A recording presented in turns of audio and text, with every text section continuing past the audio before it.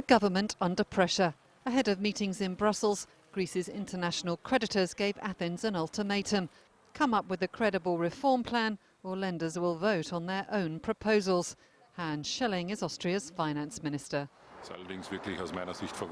It's amazing how carelessly the Greek government is dealing with its country. If this proposal is not acceptable to the finance ministers, then we will have to look at the prepared alternatives.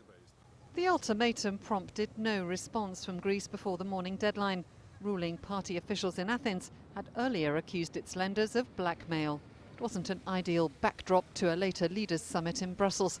Jeremy Stretch is European head of strategy at CIBC. Clearly the mood has soured significantly over the course of the last 24, 36 hours. So the optimism that we had late on Monday after those Greek proposals was seemingly given a much more positive reception by the various authorities. I think that atmosphere has changed substantially, and it does look as though we're having an ongoing bout of megaphone diplomacy. European shares extended previous losses as investors cut their exposure to risk.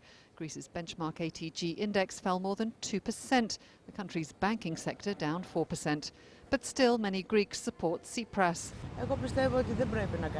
He must not back down, he must not. When people have been suffering for 5 years now, a Prime Minister who got elected so recently must not back down.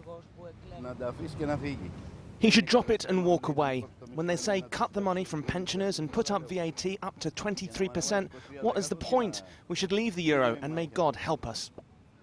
The clock is certainly ticking. Greece's current bailout runs out on Tuesday as an IMF debt payment becomes due. Any agreement reached needs to be approved by parliaments in Athens and Berlin before then.